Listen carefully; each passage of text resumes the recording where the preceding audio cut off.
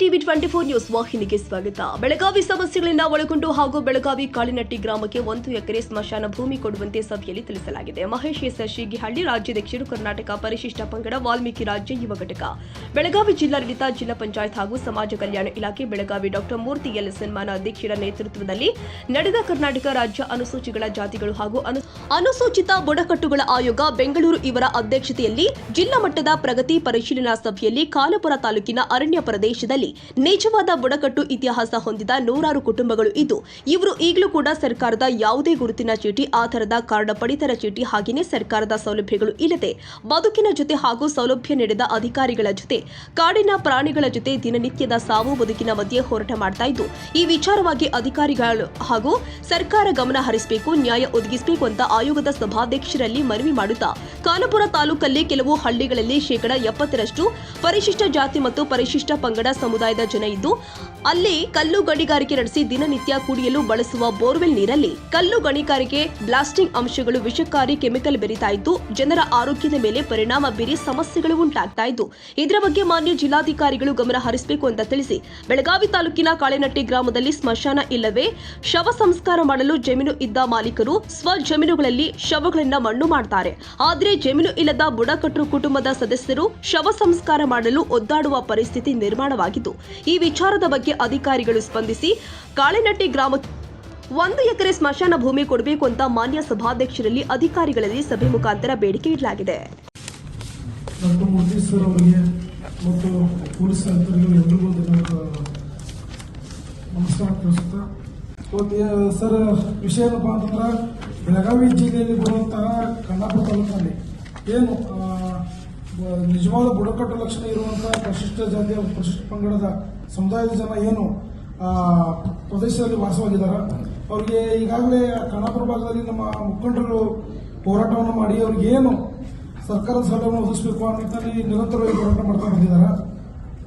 ಈ ವಿಚಾರವಾಗಿ ಅವರು ನಿಜವಾಗ್ಲೂ ಬುಡಕಟ್ಟದ ಲಕ್ಷಣಗಳೆಲ್ಲ ಇದ್ರೂ ಕೂಡ ಅಲ್ಲಿಯ ಸ್ಥಳೀಯ ಏನು ತಾಲೂಕಿನ ತಹಶೀಲ್ದಾರ್ ಅವರು ಅವರಿಗೆ ಸಿಗಬೇಕಾದಂತ ಏನು ಜಾತಿ ಪ್ರಮಾಣ ಪತ್ರಗಳಾಗಿರ್ಬೋದು, ಸರ್ಕಾರದ ಸಿಗುವಂತಹ ಎಲ್ಲ ಸೌಲಭ್ಯಗಳಾಗಿರ್ಬೋದು, ಅವ್ರನ್ನ ವಂಚಿತರಾಗಿ ಈಗಲೂ ಕೂಡ ಅವರು ಆ ಅರಣ್ಯ ಪ್ರದೇಶದಲ್ಲಿ ವಾಸವಾಗಿ ಅದೇ ಆದಿವಾಸಿಗಳ ರೀತಿಯಲ್ಲಿ ಬದುಕ್ತಿರುವಂತಹ ಒಂದು ಸಂದರ್ಭ ಎದುರಾಗಿದೆ ಸರ್.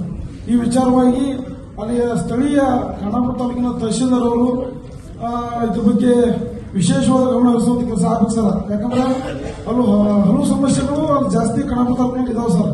ಮತ್ತೆ SC/ST ಸಮುದಾಯದ ಜನರ ಏನು ಜಮೀನುಗಳಿದಾವ, ಆ ಜಮೀನುಗಳನ್ನ ಅವರು ಗೊತ್ತಿಲ್ಲದ ರೀತಿಯಲ್ಲೇ ಅದನ್ನ ಬೇರೆಯವರು ಕಬಳಿಸುವ ಕೆಲಸವನ್ನು ಮಾಡ್ತಾ ಇದ್ದಾರೆ. ಅಲ್ಲಿ ಖಾನಾಪುರ ತಾಲೂಕಿನಲ್ಲಿ ತಹಸೀಲ್ದಾರ್ ಕಚೇರಿ ಏನಿದೆ ಅಲ್ಲಿ ಅಧಿಕಾರಿಗಳು ನಿಜವಾಗ್ಲೂ ಕಾರ್ಯನಿರ್ವಹಿಸ್ತಾ ಇದ್ದಾರಾ ಅಥವಾ ಅದು ಈ ರೀತಿ ಅವರ ಹುದ್ದೆಗಳಿಗೆ ಅವರು ಅಗೌರವ ತೋರ್ತಾ ಇದ್ದಾರೆ ಅನ್ನೋದು ಮುಖ್ಯ ಪ್ರಶ್ನೆ ಇದೆ ಸರ್. ಈ ವಿಚಾರ ತಾವು ಗಮನ ಹರಿಸಬೇಕು. ಆಮೇಲೆ ಖಾನಾಪುರ ತಾಲೂಕಿನಲ್ಲಿ ಬರುವಂತಹ ಸರ್ ಅಲ್ಲಿ 100 ಕುಟುಂಬಗಳಿದ್ದಾವೆ. ಅಲ್ಲಿ ಅದ್ರ ಬಗ್ಗೆ ಮನೆ ಪತ್ರಗಳನ್ನು ತಯಾರು ಮಾಡಿದ್ದಾರೆ ಸರ್, ಒದಗಿಸ್ತಾರೆ. ಜೊತೆಗೆ ಆ ಖಾನಾಪುರ ತಾಲೂಕಿನ ಭಾಗದಲ್ಲಿ ಬರುವಂತಹ ಕೆಲವು ಹಳ್ಳಿಗಳಲ್ಲಿ 80% ಮತ್ತು 6% ಜನ ಪರಿಶಿಷ್ಟ ಪಂಗಡದವರು ಮತ್ತು ಪರಿಶಿಷ್ಟ ಜಾತಿಯ ಸಮುದಾಯದ ಜನ ಇದ್ದಾರೆ ಸರ್. ಆದ್ರೆ ಆ ಸ್ಥಳದಲ್ಲಿ ಏನು ಅರಣ್ಯ ಪ್ರದೇಶ ಇದೆ, ಪಕ್ಕದಲ್ಲಿರುವಂತಹ ಎಲ್ಲ ಕಲ್ಲು ಗಣಿಗಾರಿಕೆ ನಡೀತಾ ಇದೆ ಸರ್. ಅದರಿಂದ ನೀರಿನಲ್ಲಿ ಕೆಮಿಕಲ್ಗಳು ಬರ್ತಾ ಇದೆ ಸರ್. ಬೋರ್ವೆಲ್ಗಳಾಗಿರ್ಬೋದು, ಕುಡಿಯುವ ನೀರಿನಲ್ಲಿ ಕೆಮಿಕಲ್ಗಳು ಅದರಲ್ಲಿ ಬರ್ತಾ ಇದೆ ಸರ್. ಅದರಿಂದ ಆರೋಗ್ಯದ ಮೇಲೆ ತುಂಬಾ ಪರಿಣಾಮ ಬೀರ್ತಾ ಇದೆ.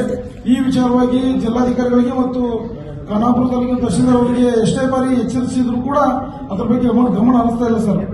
ಇದ್ರ ಬಗ್ಗೆ ಕೂಡ ವಿಶೇಷ ಗಮನ ಹರಿಸಬೇಕು. ಮತ್ತು ಇಲ್ಲಿ ಸ್ಥಳೀಯ ಕಾಳಿನಟ್ಟಿ ಗ್ರಾಮ ಇದೆ ಸರ್, ಅಲ್ಲಿ ಸ್ಮಶಾನ ಭೂಮಿ ಇಲ್ಲ. ಸ್ಮಶಾನ ಭೂಮಿ ಬಗ್ಗೆ ಚರ್ಚೆ ಮಾಡಿದ್ದಾರೆ. ಅದರ ಸಾರ್ವಜನಿಕವಾಗಿ ಅವರಿಗೆ 1 ಎಕರೆ ಸ್ಮಶಾನ ಭೂಮಿ ಕೊಡಬೇಕು ಸರ್. ಇದ್ರ ಬಗ್ಗೆ ನಾವು ಸಮಾಜ ಅಧಿಕಾರಿಗಳ ಜೊತೆ ಮಾತಾಡಿದೀವಿ, ಅದನ್ನ ಪರಿಹರಿಸುವ ಕೆಲಸವನ್ನು ಮಾಡ್ತಾ ಅಂತ ಹೇಳಿದ್ದಾರೆ ಸರ್. ಆದಷ್ಟು ಬೇಗ ಅದು ಆಗಬೇಕು ಅನ್ನೋದ್ರ ಬಗ್ಗೆ ನಾವು ಈ ವಿಷಯವನ್ನು ತಮ್ಮಲ್ಲಿ ಬೇಡಿಕೆ.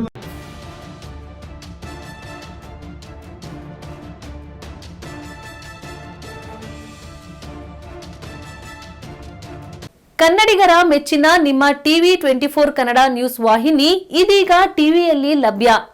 ಕರ್ನಾಟಕ ಮತ್ತು ದೇಶ ವಿದೇಶದ 360 ಡಿಗ್ರಿ ಸುದ್ದಿ ಹಾಗೂ ಉತ್ತರ ಕರ್ನಾಟಕ, ಬೆಳಗಾವಿ, ಬಾಗಲಕೋಟೆ, ಧಾರವಾಡ, ಹಾವೇರಿ, ಗದಗ, ಬಿಜಾಪುರ ಜಿಲ್ಲೆಯ ಕ್ಷಣ ಕ್ಷಣದ ವಿವರವನ್ನ ಪಡೆಯುವುದಕ್ಕೆ ಟಿವಿ 24 ಕನ್ನಡ ನ್ಯೂಸ್ ವಾಹಿನಿಯನ್ನ ಲೈಕ್ ಮಾಡಿ, ವಿಡಿಯೋಗಳನ್ನ ಶೇರ್ ಮಾಡಿ, ಕಮೆಂಟ್ ಮಾಡುವ ಮೂಲಕ ನಮ್ಮ ವಾಹಿನಿಗೆ ಸಹಕಾರ ನೀಡಿ ಮತ್ತು ಚಾನೆಲ್ ಅನ್ನ ಸಬ್ಸ್ಕ್ರೈಬ್ ಮಾಡಿ. Thank you.